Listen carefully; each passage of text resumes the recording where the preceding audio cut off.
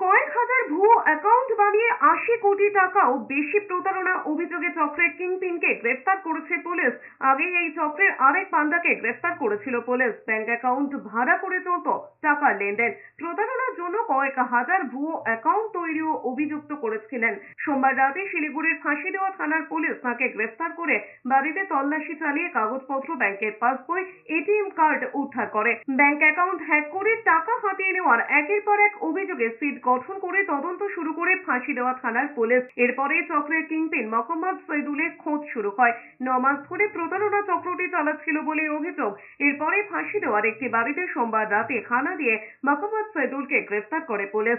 বাড়ি থেকে উদ্ধার হয় 414টি এটিএম কার্ড, 235টি চেকবুক, 148টি পাসবুক।